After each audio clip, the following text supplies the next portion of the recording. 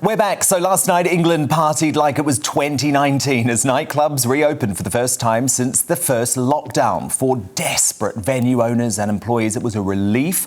For emotional revelers, it was a moment of catharsis. But come morning, they were forced to endure a virtual walk of shame, courtesy of COVID-phobic critics begrudging them their first boogie in 16 months. Now, club owners are facing a headache worse than today's hangover, courtesy of the ultimate party pooper, Prime Minister Boris Johnson, who announced this afternoon that vaccine passports will likely be mandatory for nightclubs from September. So is it really irresponsible to go clubbing at the moment? Well, in tonight's Clash, Matthew Lesh is here. He is head of research at the Adam Smith Institute, and he was one of the Freedom Day partygoers. Matthew says hitting the dance floor with pals is a human experience we've been denied for long enough.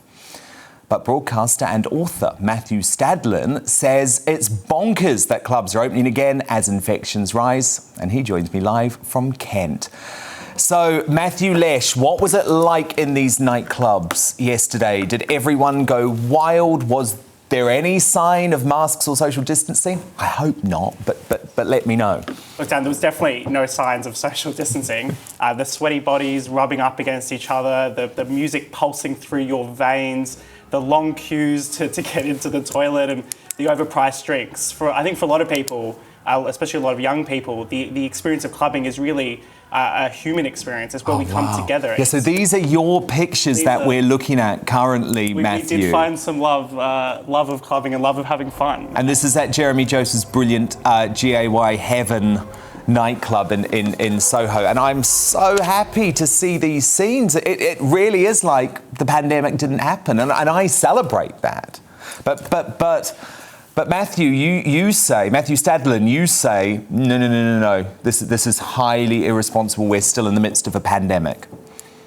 I don't say no, Dan. I do think it is, as you quoted me accurately earlier, bonkers for nightclubs to be opening when we're likely to get to 100,000 cases a day in a couple of weeks or so. I'm sitting here at my girlfriend's house because I've got COVID, and I'm 6 weeks since I had my second vaccine. Can't even get my words out properly. It might be the cove. And so I'm a perfect example of how even once you've had a double vaccine, you can still get COVID. And I can tell you it's not much fun. I'm perfectly fine, a little bit hot, had a very nasty headache for an hour yesterday. But my girlfriend, who also got it, she's not been so well. She had one vaccine.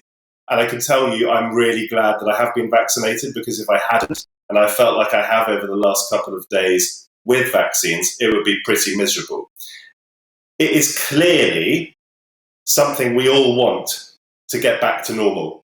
Before all this, I spent my career as an LBC presenter for 4 years, getting the views of the country, took 11,000 calls, listened to all the different arguments. I was an on-stage interviewer, interviewing Michael Caine, interviewing all sorts of people. I want to get back to normal, trust me, but we have to do it sensibly. And it's interesting, I'd love to come back on at some point and debate with Neil, and he'll correct me later when he's back on if I'm wrong and if I'm confusing him with someone else, Dan. But he's a chap I interviewed at the wonderful Harrogate Festival on stage a few years ago, before all this craziness happened. And he struck me as a very sensible historian. But this is a guy now, one of your fellow GB News presenters, who is literally coming on national telly and telling us, as a conspiracy theorist, that Boris Johnson, a man that people in my echo chamber thinks is hugely irresponsible because he's letting the virus rip, he's accusing Boris Johnson of trying to control us with vaccine passports. It is dangerous nonsense.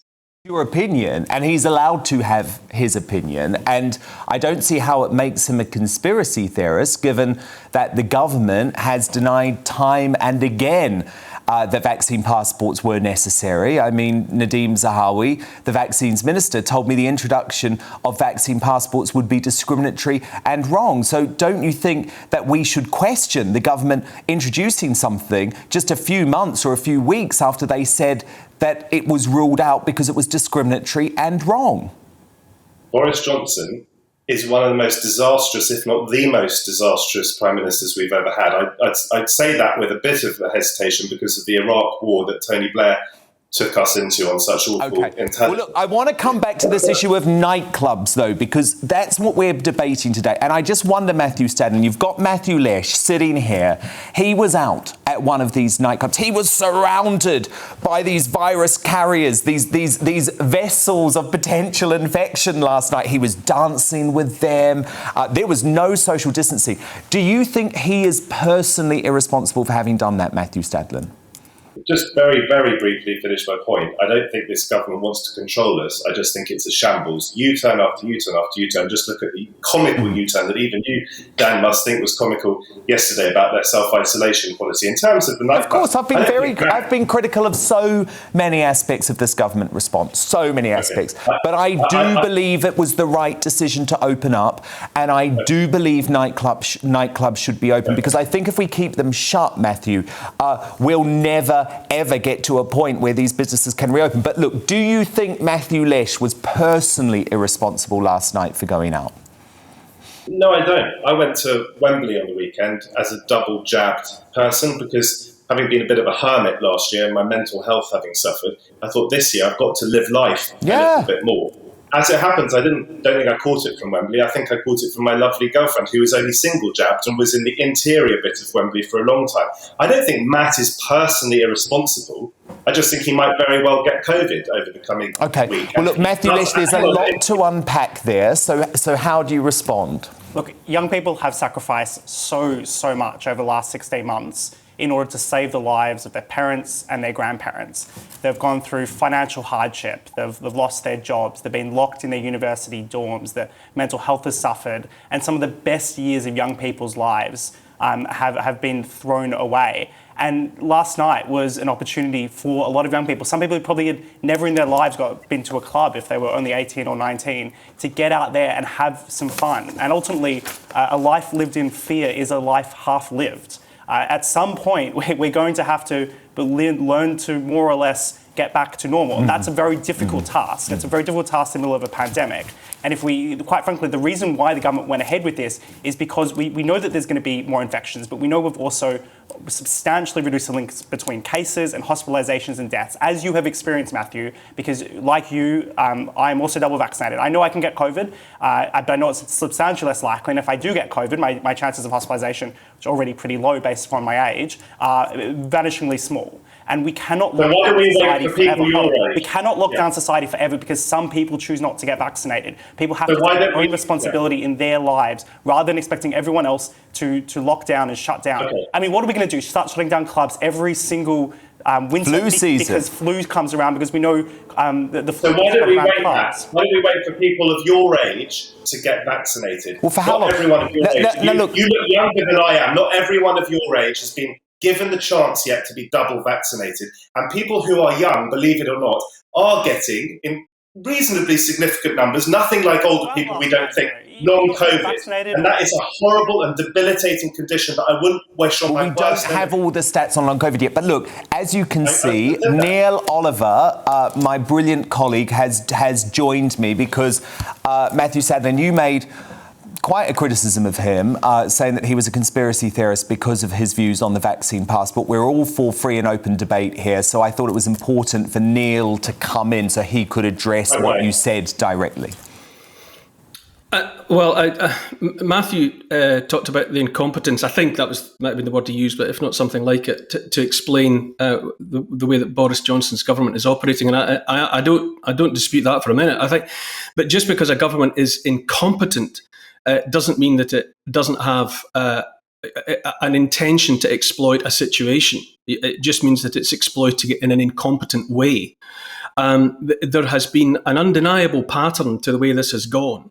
In terms of the vaccination programme, it was initially supposed to be that those most vulnerable, the very elderly, people in care homes, people on the front line of the NHS, were to be protected because they were vulnerable for one reason or another, people with comorbidities. And so that was done. And then it just moved on. And then it became the necessity was, whatever it was, everyone over the age of 50 had to receive their vaccination. And there were reasons found for doing that. And now after what would appear to be what anybody would tend to judge as a successful rollout of the vaccination programme, people voluntarily taking it up, now the attention has focused on, well, young people in their 20s, people in their late teens, whatever. And what has become the leverage that is being used there, rather than let it be a voluntary thing, what's being dangled over them like a sword of Damocles is that if they don't get vaccinated, then they won't be able to go to nightclubs and they won't be able to embark upon social lives for many of them. I mean, my daughter was 16 when lockdown started. She's now 18. So she's come of age during the lockdown process. Yeah. For many people, the very beginning of their entry into a social life is now. And so there has been a pattern in which one situation after another has, I would say, been manufactured to coerce one group after another to take up the vaccine. It makes no sense to me beyond the fact that it's an intention to take control of people's lives. May I come back? Yes. Listen, I feel for your daughter. I feel for everyone who's suffered. So many people in so many different ways. I've got friends who run nightclubs. I feel for them. I'm not some weird guy who wants to ruin the economy in one way. I just fear that the economy will continue to suffer if the disease gets out of control again. And I'll tell you why. Because this has always been about protecting the NHS. What does that mean? It means, Neil, that if you need a cancer operation or I need a cancer operation, there are places for us to go to have that cancer operation. If young people, if this just lets rip, not for the last 16 months. Let me just quickly finish. The overall numbers will skyrocket as they are, and even though we are now heavily vaccinated, and that's good because otherwise I probably wouldn't be talking to you right now. I'd be in bed. That means that eventually hospitals not definitely, risk becoming so full that people like your parents, my parents, our friends, our loved ones can't get the sort of routine but maybe life-saving treatment they would otherwise get. I don't want to ruin the lives of young clubbers. I went clubbing from the age of 17, 18 for many, many years and loved it. I feel sorry for young people. It is miserable. I'm so glad, selfishly, luckily, that the worst that has happened to me is I lost my job through anxiety last year and can't interview people like you on stage. People have suffered far more than I have. I don't want them to suffer anymore. The way out of this is vaccines and responsibility. Look, Matthew, we saved any. Just let Matthew Lesh come in here. Look, we don't exist to protect the NHS. The NHS exists to protect us, to provide healthcare to us. Now, we know that there is going to be an exit wave of cases. That's what we're experiencing right now. Even if we didn't go ahead with Freedom Day, there'd still be an increase in cases and the virus will keep spreading around the community. What we're stuck in, though, is this very 2020 mindset that the only solution must be more societal control. And that's just not the case. I don't agree with forcing people to get vaccines, and I'm very concerned about the government mandating vaccine passports. But at the same time, I think we actually shouldn't be calling on the government to put in place more restrictions. If what you care about is saving lives, A, we've already done very well with vaccines. B, we've got to think about what the next step is here. It's about vaccine updates. It's about booster shots for the vulnerable to ensure that they continue to be effective. It's about upgraded vaccines that are, rather than being 60% effective, they're 90 or 100% effective so that we can potentially get rid of the virus altogether. I think those are the questions we should be talking about rather than this obsession with people's behaviour. We got this kind of puritanism at the start of COVID where we were yelling at people for sitting on bark. Well, Nicola Sturgeon, for example, in your neck of the woods, Neil Oliver still says that actually you can't go out or drink after midnight because clearly COVID reacts differently after midnight. But look, Matthew Stadland, when is the finish line to this? When do you genuinely think it will be safe for people to go clubbing? Because my issue is the goalposts have moved on us so many times. Initially, we were told it was when the vulnerable were vaccinated. We were then told it was once everyone over 40 had been offered a first jab. Now we're saying it's once everyone has been offered a second jab, but actually there's lots of pressure to vaccinate teenagers, otherwise we won't get to herd immunity. I just worry that there's no finish line to this. So where do you see a finish line? Where do you think it will be responsible to go out clubbing? It's very difficult for any of us on this panel to get our crystal ball out because this virus is literally mutating. So I've probably been... As all viruses do. True. I've been infected by the Delta variant, probably, because I might have not got it with 2 vaccines if it had been the Kent variant. I'm not sure. But Neil is a historian. Neil also, I think, used to do the programme around Britain, so he knows British history as well. Neil knows that there are certain limits on our freedoms that have existed for a very long time. Neil knows that if I want to drive at 90 miles an hour on the motorway because I enjoy driving my second-hand car quite quickly, I'm not allowed to. Neil knows that I'm not allowed to drink until I was 18. Neil knows that I'm not allowed to take drugs. There are all sorts of reasonable, in my view, and I'm sure in most of your views, restrictions on our liberty. Yeah. We are currently. We understand that, but I asked you when you thought it would be responsible to go clubbing. Well, no, but answer my question, though. When do you think it would be responsible to go clubbing? That's the question I asked you. When's the finish line for you? I haven't said that the other Matt is personally irresponsible for availing himself of the freedoms that this government has given him. I think it is bonkers that the government has opened nightclubs when a variant is spreading like wildfire amongst Matt's age group. I think Matt, and others like Matt, should have the opportunity to be double vaxxed, as I said already. Now look, the goalpost may shift, but I'll just say this in conclusion. I spoke to a very, very senior doctor who's at the heart of this pandemic. Just one doctor. He may be wrong, like so many other people in the science world. However, he said, we are the global guinea pigs at the moment, Dan. The world has its eyes on Britain. Why does it have its eyes on Britain? Because we are throwing off restrictions while cases are soaring. And the worry around the world, it may not happen. And I'm not a doomsday merchant, but the worry around the world, why they're looking at us so closely, is because A, we don't yet know how high deaths will go, and B, we don't yet know whether by relaxing at this point, while we're still in the middle of a third wave, what will happen to the variants. We do not want a South African variant mixed with an Indian variant. We do not want Beta and Delta, because then we've got a problem. Okay, but we don't know that that's going to happen. Can I just come in? Yes, final word to you, Neil Oliver. If just listening to Matthew there, the extent to which Matthew has been persuaded of all of that, the fact that Matthew is entertaining the reality that people are being coerced to take an experimental medical procedure in order to get to a nightclub. And added to which, what Matthew has, yes, it's coercion by any other name, because people are being, especially young people, impressionable people, are being left with no alternative but to think if they don't take an experimental medical procedure, they can't embark upon a social life. But in any event, that's the vaccine is not experimental. Listening to Matthew there, I say listening to Matthew is a perfect example there of the extent to which I think we are dangerously close to being lost. Matthew is a perfect speaking example of the extent to which we are lost if people are persuaded in this way. If you need to take a vaccine and carry a vaccine passport and declare your medical status to a uniformed stranger before you can get into a nightclub, then we are lost. It changes the fabric of society. It changes the fabric of society. I agree with all of you guys. There's no doubt that this is a risky slope. As it happens, I don't think Boris Johnson is... I despise what the Prime Minister has done. I think he's a disastrous Prime Minister, I've already said, but for different reasons from you. I think he's a disaster. I think he's dishonest.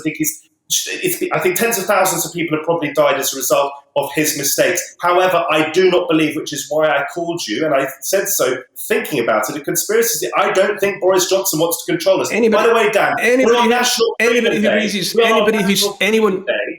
anyone who speaks against the orthodoxy, anyone who speaks against the line, anybody who asks questions, anybody who says that there are legitimate questions remaining unanswered is inevitably labelled a conspiracy theorist. This is part of the religiosity of the way in which that is a real issue, because we have to be able to ask questions. And that's what we do here. And we have both sides of the argument, and we hear from scientists all the time. That's why I'm on your show, Dan. Absolutely. And I'm delighted you've come on, and we will continue the debate. Call me a conspiracy theorist if you must, but I have questions that I want answered. Okay, and we will continue this debate as the weeks go on. Let me say this to you, Dan, yes. Very quickly. We are on Freedom Day, right? I've come on to GB News, even though I don't agree with lots of what it stands for, and I've clashed with GB News in the past, because I don't believe in no platforming. I believe in engaging. Good. Well, I'm glad you were here and we've had a good debate. But you blocked me on Twitter a few years ago because I criticised one of your articles in The Sun. How can you be a champion of freedom when you block someone like me? It's bizarre. Do you know what, Matthew? There's a real difference. You should read Andrew Doyle's book on this. There's a real difference between blocking someone on Twitter and agreeing with freedom of speech.